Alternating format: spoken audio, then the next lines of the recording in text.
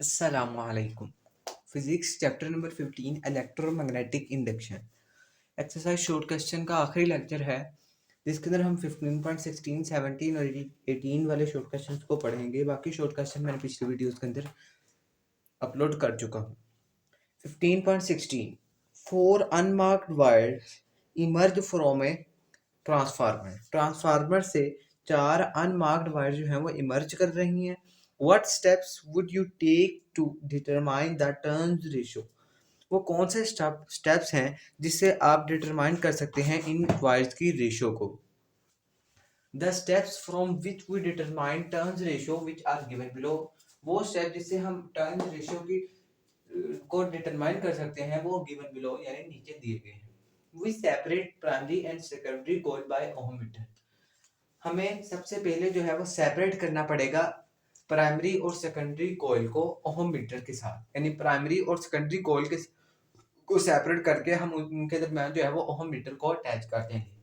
दूसरे नंबर पे applied voltage at primary. हमें प्राइमरी वाले को जो है प्राइमरी कॉइल को अप्लाइड वोल्टेज यानी वोल्टेज अप्लाई करने पड़ेंगे प्राइमरी कॉइल को, जो कि वीपी होंगे।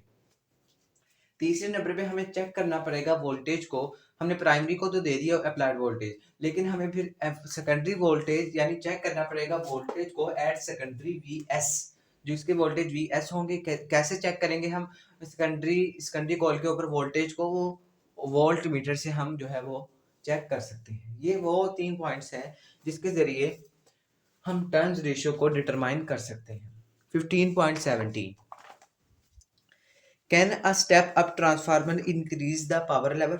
फर्स्ट में वो क्या कहता है कि क्या हम जो है स्टेप अप ट्रांसफार्मर को इंक्रीज कर सकते हैं पावर लेवल के तौर पे? No, step up transformer can not increase power level. हम पावर लेवल के लिए जो है वो स्टेप अप ट्रांसफार्मर को इंक्रीज नहीं कर सकते।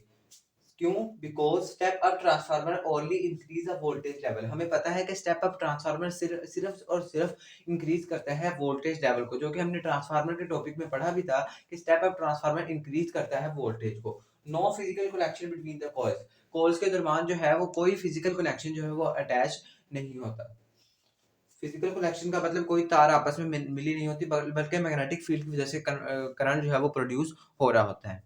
बी के अंदर वो क्या कहता है? In a transformer there is no transfer of charge from primary to secondary, how is then power is transfer?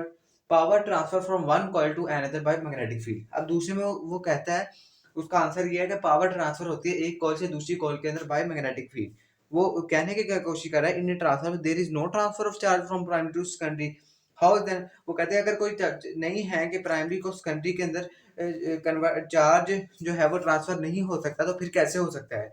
How is then the power is transfer? Power transfer हो सकती है एक कॉइल से दूसरी कॉइल के अंदर सिर्फ मैग्नेटिक फ्लक्स के अंदर, मैग्नेटिक फ्लक्स के जरिए, यानी कोई फिजिकल कनेक्शन कोई उसके अंदर पैदा नहीं होता, बल्कि मैग्नेटिक फील्ड की वजह से एक एक कॉइल से दूसरी कॉइल के अंदर ट्रांसफार्मर के अंदर जो है वो पावर ट्रांसफर हो सकती है। बी का ये आंसर है। 15.18 में वो कहता है when the primary of the transformer is connected to AC means the current in it। वो कहते हैं प्राइमरी को हम जो ट्रांसफार्मर की जो प्राइमरी कॉइल है उसके साथ हमने एसी को जो है वो अटैच किया गया है, एसी करंट को अटैच किया है। ए के अंदर क्या कहता है? Is very small if secondary coil is open but. वो कहते हैं वो बहुत छोटा है, करंट जो है इसके अंदर बहुत छोटा है अगर सेकेंडरी सर्किट को ओपन रखें। हमें पता है power input is equal to power output. Power input होती है VP IP is equal to V S I S. अब सेकेंडरी कॉइल उन्होंने कहा है पहले में ओपन है, यानी सेकेंडरी सर्किट इज ओपन।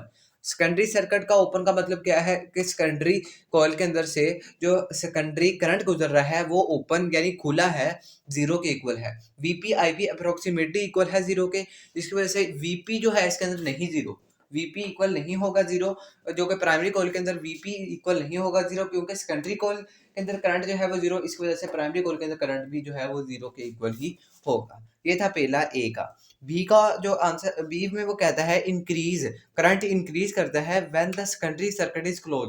अगर हम सेकेंडरी सर्किट को क्लोज कर दें, एक्सप्लेन दीज फैक्ट। वो कौन से फैक्ट है जिससे हम सेकेंडरी सर्किट को क्लोज करके करंट को इंक्रीज कर सकते हैं? When secondary circuit is close, यानी क्लोज होने का मतलब ऑन हो गया है। व्हेन सेकेंडरी सर्किट को हम क्लोज कर देंगे, आउटपुट पावर इज इंक्रीज, जो आउटपुट बाहर से आने वाली पावर जो है वो हमारे पास जो आउटपुट हमें मिलेगी, इनपुट नहीं बल्कि आउटपुट जो कि हमें मिलेगी उससे वो इंक्रीज हो जाएगी जब सेकेंडरी सर्किट जो है वो क्लोज होगा। इन ट्रांसफार्मर के अंदर input power is equal to output power. इनको इनपुट पावर हमें पता है इक्वल होती है आउटपुट पावर के, यानी वीपी इज इक्वल टू होता है आईपी के।